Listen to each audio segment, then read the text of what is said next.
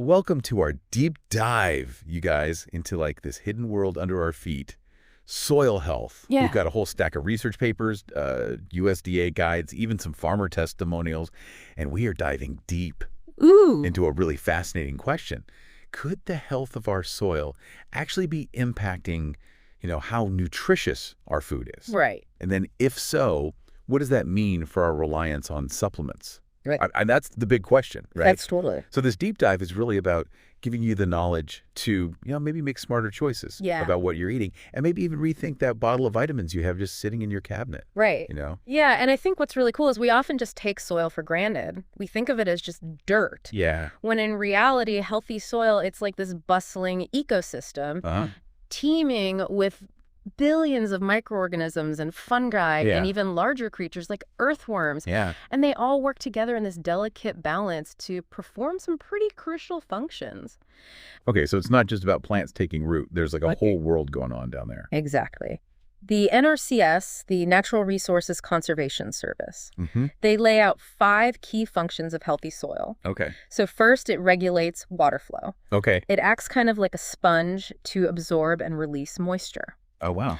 Then it sustains a super complex web of life. Okay. From those microscopic bacteria all the way to the crops we eat. Wow. It filters pollutants, acts as a natural water purifier. So it's cleaning our water. Yeah. And it cycles nutrients, keeps those essential elements flowing in the ecosystem. Right. And then finally, it provides physical stability. Okay. Gives plants a solid foundation to grow. Wow. So the soil's like the ultimate multitasker down there. Totally. But how do we even know if our soil is healthy? Right. I mean, are there like telltale signs? There are, and you can actually observe some of them in your own backyard or at a park. One of the most important indicators is the amount of organic matter in the soil. Okay. So that's the decomposed stuff, leaves roots, even tiny organisms. Okay. Think of it like the soil savings account of nutrients. So more organic matter equals richer soil. Absolutely. Okay. The NRCS Soil Health Assessment Guide, they highlight how organic matter is directly linked to nutrient retention and soil fertility. Okay. Basically, more organic matter means the soil can hold on to nutrients better, making them available to plants. Right. And when those plants have access to a full buffet of nutrients, they're going to be more nutrient dense themselves. That's a pretty direct connection between the health of the soil and the health of the food we eat. For sure. But does that mean that if our soil is depleted, we are automatically doomed to nutrient deficiencies and need to like load up on supplements? Is that the takeaway here? Not necessarily. Right. Supplements can definitely play a role in bridging specific nutrient gaps. Yeah. But here's the thing. They might not fully replicate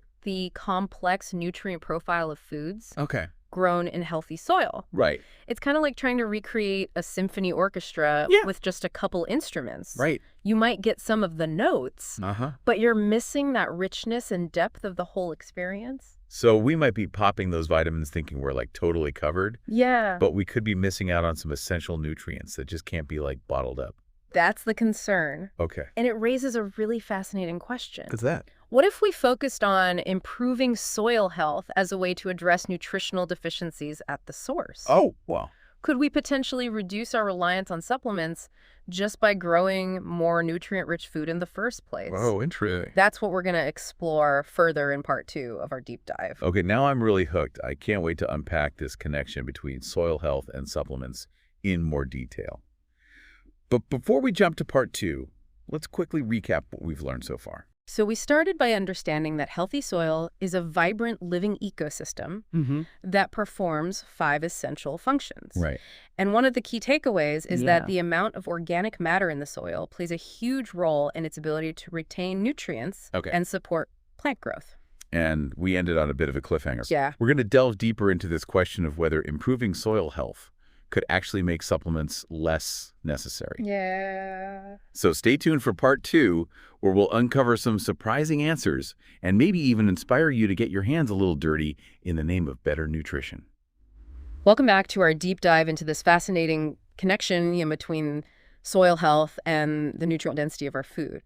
In part 1, we, explored the 5 essential functions of healthy soil and kind of started to unravel the link between soil health and, our reliance on supplements. We left off with a pretty intriguing question. Yeah. Could focusing on soil health actually lead to like more nutrient-rich food and potentially reduce our need for supplements? Right. Like, let's dig into that a bit deeper. Okay, so there's a growing body of research that suggests a strong correlation between the health of the soil and the nutritional value of the crops that are grown in it. When soil is depleted of like essential nutrients and organic matter, it's like trying to build a house on a weak foundation. Right. You know, plants might grow, but they won't be as strong or as nutrient-packed. So we could be eating our fruits and veggies like thinking we're getting all those good vitamins and minerals. Yeah. But in reality, we're coming up short. Totally. Okay. What kind of impact does that have on our health? That's the concern, right? Yeah. Studies have shown that crops that are grown in depleted soils can have, you know, significantly lower levels of key nutrients like vitamins, minerals, antioxidants. Right. And those deficiencies can manifest in a lot of different ways, from like fatigue and weakened immunity to more serious health issues like, you know, heart disease, and even certain types of cancer. That's pretty alarming. It makes you wonder if like some of the health problems we're facing today are actually rooted in the soil. Yeah, it's definitely a possibility. And it's one reason why there's this growing movement towards regenerative agriculture. Okay. It's a holistic approach to farming that focuses on building soil health as the foundation for a more sustainable and nutritious food system. Okay, so we're talking about more than just adding a bag of fertilizer to the ground. Right. What are some of the key principles of regenerative agriculture? It's really about mimicking those natural processes that create healthy soil ecosystems. Okay. So one key principle is minimizing soil disturbance. Okay. So tilling or plowing it disrupts that delicate balance of the soil, leading to erosion, compaction, and nutrient loss. Right. Techniques like no-till farming, where seeds are planted directly into the soil without turning it over. Okay. That helps to preserve that soil structure and protect its microbial life. It's interesting how something as simple as not tilling the soil can have such a profound impact on its health. Absolutely. Another important principle is maximizing living roots. Okay. Plants, they're constantly feeding the soil with sugars and other compounds, even from their roots. Oh, wow. This fuels the microbial life, which in turn makes nutrients available to the plants. Interesting. Practices like cover cropping, planting non-cash crops like clover or rye between growing seasons, ensures that there are living roots in the ground year-round, keeping that soil ecosystem active and thriving. So cover crops are like a constant buffet for the soil microbes. Exactly. And those microbes, they're like the real workforce of healthy soil. They break down organic matter, they cycle nutrients, and they even help to suppress diseases. It's this fascinating partnership. Okay, so we're starting to see how these regenerative practices can improve soil health. Yeah. But how does that translate into more nutrient-dense food? Right. Can you give us some specific examples? Sure. So there's a growing body of evidence showing that crops grown using regenerative practices have higher levels of key nutrients.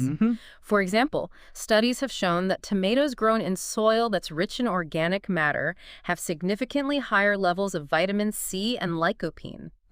Which is a powerful antioxidant linked to reduced risk of heart disease and cancer. That's incredible. So we're not just talking about a marginal increase in nutrients. Yeah. We're talking about potentially significant differences. That's right. And it's not just tomatoes. Okay. Studies have shown similar results for a wide range of crops, from leafy greens to grains to fruits. This is really making me rethink the whole supplement debate. Right. If we can get more of these essential nutrients from the food we eat, simply by improving the health of our soil, maybe we wouldn't need to rely on supplements as much. That's the hope. Yeah. Of course, supplements still have their place in addressing, you know, specific deficiencies or for individuals with certain health conditions. Right. But focusing on soil health could potentially reduce our overall reliance on supplements by ensuring that the food we eat is as nutrient-dense as possible. It's almost like we've been trying to fix a problem with a Band-Aid when the real solution lies in addressing the root cause, the health of the soil. Exactly. It's about shifting from a reactive approach to a proactive one. Okay. Instead of trying to supplement our way out of nutritional deficiencies, we can focus on building a food system that nourishes us from the ground up. So what you're saying is, instead of reaching for that bottle of vitamins, we should be reaching for a shovel and getting our hands dirty. Well, it's not quite that simple. Okay. But the point is, our individual choices, from what we eat to how we garden, can collectively contribute to a healthier soil ecosystem. This is making me want to dive into the practical side of things. What are some specific steps we can take, whether we're seasoned gardeners or just starting out to improve the health of our soil and ultimately the nutrient density of our food? That's a great question, and one that we'll explore further in part 3 of our deep dive. We'll cover everything from composting to cover cropping to choosing food from farmers who prioritize soil health. Welcome back to, the final part of our deep dive into soil health. And it's surprising connection to the, nutrient density of our food. Yeah. I mean, we've uncovered some pretty fascinating insights so far. Yeah. From the 5 essential functions of healthy soil to the potential of regenerative agriculture to actually address nutrient deficiencies. And as promised, we're going to shift gears now, talk about the practical side of things. Okay. What can we actually do in our own lives to support soil health and ultimately enjoy more nutrient-rich food? Okay, so let's start with those of us who have a green thumb. What are some simple steps we can take to improve the health of our gardens and the nutritional value of the food that we grow? So one of the easiest and most effective things you can do is start composting.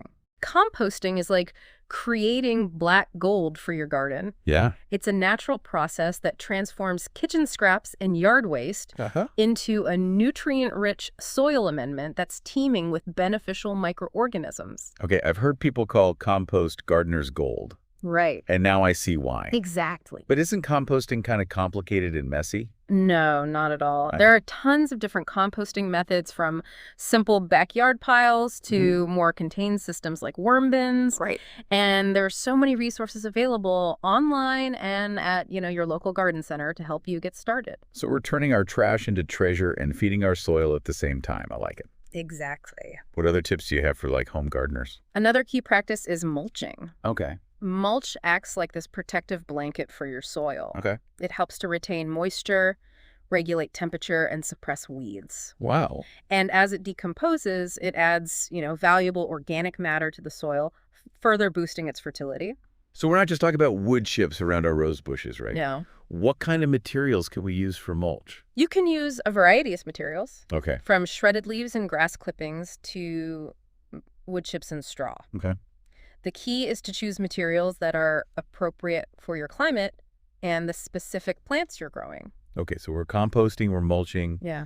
What else can we do to create a soil health haven in our gardens? Think about incorporating cover crops into your garden plan. Okay. Remember, maximizing living roots is one of those key principles of regenerative agriculture. Right. Cover crops help keep the soil covered and protected during, fallow periods, preventing erosion and adding nutrients back into the soil. And even if we don't have a big garden, we can still plant a variety of herbs and flowers in containers, right? Yeah. That would help promote biodiversity, wouldn't it? Absolutely. Even small-scale gardening can contribute to a healthier ecosystem. Right. And speaking of biodiversity, try to avoid using synthetic pesticides and herbicides in your garden. Okay. These chemicals can disrupt that delicate balance of the soil ecosystem, harming beneficial insects and microorganisms. It's about working with nature, not against it. I'm starting to see how these simple practices can make a big difference in the health of our soil. Yes. And, the nutrient density of our food. Exactly. And it's not just about gardening. Right. We can also make conscious choices as consumers to support a more sustainable food system. Okay. So let's talk about food choices. Yeah. How can we as shoppers support farmers that are prioritizing soil health? So one of the best ways is to buy local and seasonal food whenever possible. Okay. This not only supports, local farmers, but it also reduces the environmental impact of transporting food long distances. So farmers markets, CSAs, and maybe even growing some of our own food are all good options. Definitely. And when you're at the grocery store, look for labels like organic and regeneratively grown, which indicate that the farmers are using practices that prioritize soil health. Okay. You can also ask your grocer about their sourcing practices and let them know that you're interested in food that's grown in healthy soil. So are purchasing decisions can actually send a message to the food industry. Yes. That's pretty powerful. It is. Consumer demand is a major driver of change. Right. And don't underestimate the power of, simply talking about soil health with your friends, family, and neighbors. Yeah. The more people who are aware of this issue, Right. the more likely we are to see real and lasting change. It's about creating like a ripple effect of knowledge and action. Yeah. This has been such an eye-opening deep dive. Yeah. We've learned so much about the importance of soil health, not just for the environment, but like for our own health and well-being. It's been a pleasure exploring this topic with you. Absolutely. And I hope our listeners are feeling inspired to take action, whether it's starting a compost bin, supporting local farmers, or simply spreading word about this amazing world beneath our feet. Absolutely. We've covered a lot of ground in this deep dive. We have. But the journey doesn't end here, Keep learning, keep exploring, and keep those questions coming. And who knows, maybe the next time you pick up a juicy tomato or a crunchy head of lettuce, right, you'll think about the incredible journey it took. Yeah. From a seed planted in healthy soil to a nutrient-rich food on your plate. Thanks for joining us.